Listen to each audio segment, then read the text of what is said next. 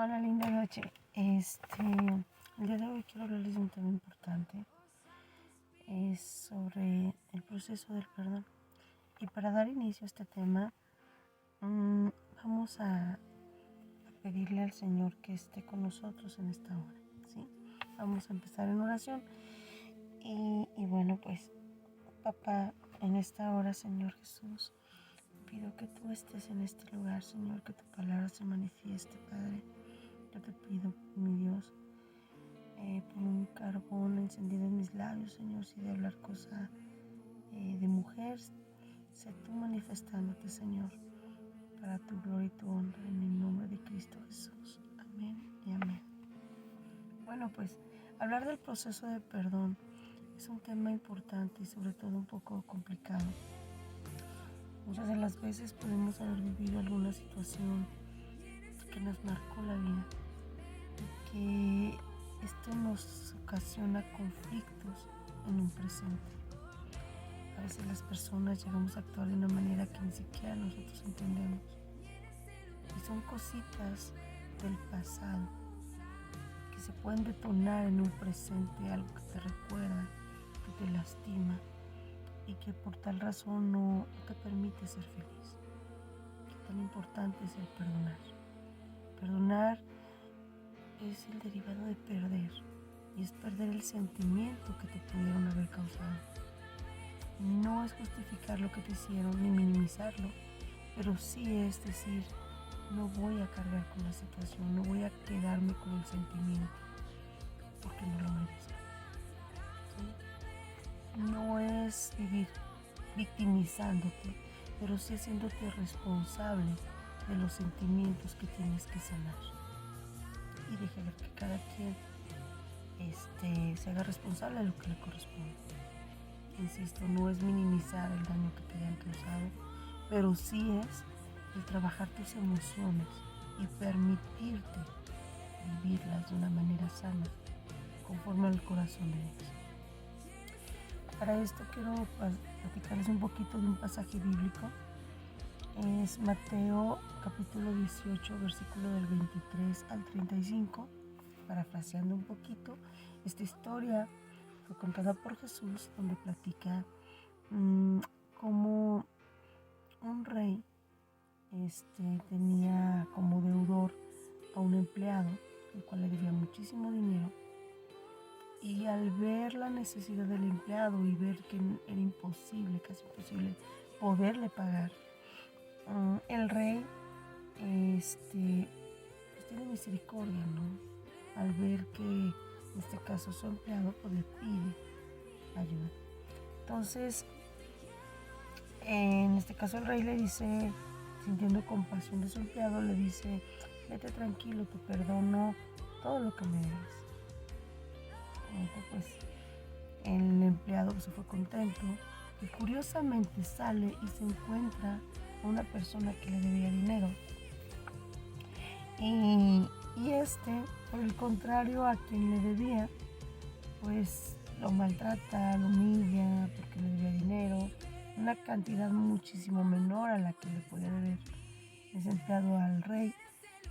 El rey se entera, le manda a hablar y le dice: no, qué malvado eres, te perdoné todo lo que me debías, porque me lo suplicaste, y aún así no tuviste compasión de tu compañero.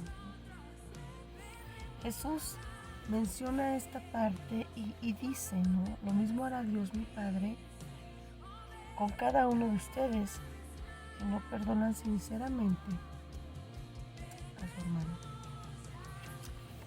Este tema es complicado, y más cuando pudo haber existido algún tipo de abuso, como un abuso sexual, como golpes, algún tipo de abuso de confianza, situaciones dolorosas. Pero es ahí donde nosotros debemos de llevar esto a la cruz de Cristo.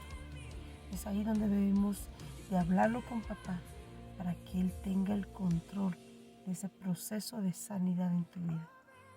Y ese proceso es el proceso del perdón. Ahorita vamos a continuar con este tema. Y continuando con el tema, es importante entender, para todas las personas que quieren ser libres del daño y la distorsión de su pasado, Dios ha provisto un solo camino, el camino del perdón. El perdón nace en el corazón de Dios. Como cristianos, no es algo que podemos o no hacer. Es algo que se descubre y se practica, ¿sí?, en la experiencia personal. Por supuesto, es nuestra decisión hacerlo o no presente en nuestras vidas, practicarlo o no. Como les digo, el perdón no significa buscar excusas para el daño que nos cometió, lo que se nos hizo, ¿no? Lo que te hicieron fue quizás terrible y aquí el punto es perder ese sentimiento, precisamente porque tú no mereces cargar con ello, porque es momento de soltar aquello que te ata a un pasado que no te permite disfrutar tu presente y tampoco el ver un futuro. Muchas veces hasta el permitirte disfrutar algo es tan complicado. Obviamente, pues quien te ofendió o quien te pudo haber lastimado va a tener consecuencias de sus actos, pero eso es algo que él lo va a tener que vivir. Lo peor que pueden hacer o que se puede hacer es estar cargando con ese deseo de venganza, porque definitivamente es ahí donde el dolor se activa de una manera fuerte y puede caer en una terrible depresión disfrazada de un enojo enorme y una raíz de amargura que simplemente puede destruir tu vida, tu familia, tu salud, no solamente física, sino también mental. Y es doloroso. Para eso les mencionaba yo que para este proceso hay pasos importantes que podemos utilizar para lograr el perdón. El número 1 es reconocer las dimensiones reales del daño cometido contra tu persona. Enfrentar cualquier negación que todavía queda en la relación a la ofensa de esta persona en tu vida. Muchas veces podemos haber vivido alguna situación siendo niños y nos bloqueamos, no nos permitimos vivirlo. Y a veces es importante pedir a Dios discernimiento para que te muestre qué es lo que pasa, ¿no? O en tu presente, ya como adulto o quizás como joven, dimensionar realmente las situaciones reales de tu enojo. Ese es el punto número 2, ¿sí? Si el enojo se ha transformado en amargura, en odio, confiésaselo a Dios y pídele precisamente a Él también perdón, para que Él empiece a sanar esa parte. Durante este paso es necesario enfrentar con honestidad tu enojo y esa falta de perdón. Sácalo, llóralo, platícalo con Dios desde lo más profundo, no sé, en la intimidad de tu habitación. El punto número 3 es llorar lo perdido y expresar el enojo en formas apropiadas, con un consejero, un grupo de apoyo, escribiéndolo en un cuaderno, expresándolo a Dios en oración la situación que estás viviendo. Permite que el dolor, la tristeza y esa impotencia que puedas sentir sean cambiadas a través de Cristo. Hay un pasaje bíblico que quiero compartirles, es Isaías 53, versículo 4 al 5, que dice: ciertamente llevó Él nuestras enfermedades y sufrió nuestros dolores, y por sus llagas fuimos nosotros sanados, curados. Debo de aprender a confiar en que hasta en la situación más terrible Dios tiene el control y que todo tiene que pasar por algo. Es un proceso con un propósito que quizás muchas de las veces, como les decía, ese proceso que tiene un propósito puede ser el testimonio que levante a otros para ser restaurados. Primero trabaja en ti, te lo digo de verdad, a través de Dios, confiesa el dolor que tienes, pídele sanidad, porque de verdad Él cambia, sana y restaura tu dolor, tu dolencia. El paso número 1 que les quiero compartir es reconocer las dimensiones reales del daño cometido ante tu persona. Enfrentar cualquier negación que todavía queda en la relación con la persona que te lastima. El punto número 2 es reconocer las dimensiones reales de tu propio enojo hacia ti mismo, hacia la otra persona. Si ese enojo se ha convertido en amargura, odio, confiésalo a Dios para que pueda ser sanado. A veces creemos, ay, Dios sabe lo que siento y se da cuenta, pero no es lo mismo el que tú con tus propias palabras y de corazón le digas, estoy viviendo esto, necesito cambiar. A veces es necesario. El punto número 3 es llorar lo perdido y expresarlo. Expresar el enojo. Date permiso de vivirlo, date permiso de sentirlo. Obviamente en las formas apropiadas, con las personas que te puedan dar ese consejo, ese apoyo, precisamente para poder llevar a cabo esto. Es anotarlo en un cuaderno y poco a poco ir dándote cuenta de cómo ir sanando esto. Dios tiene el control. Hay un pasaje bíblico muy bonito que es Isaías 53, del 4 al 5.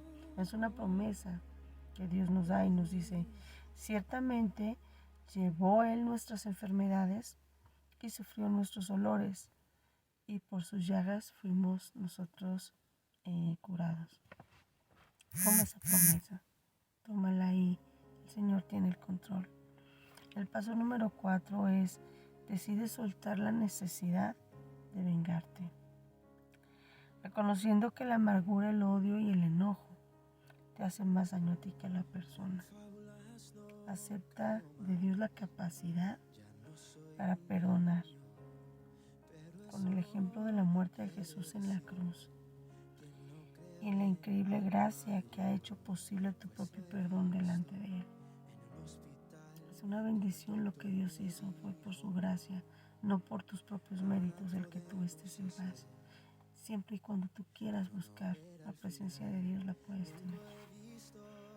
El punto número 5 es, si es posible, asume la responsabilidad de establecer la relación con la persona que te hizo daño. Y lo vuelvo a repetir, si es posible. Si la persona fue abusador, emocional, verbal, físico, inclusive sexual, esto se debe hacer con muchísimo cuidado. Si no hay evidencias de remordimiento, arrepentimiento, cambio en la persona, la reconciliación total, pues es imposible. El cambio obrado por el perdón cubre en tu vida, va corriendo, ¿sí?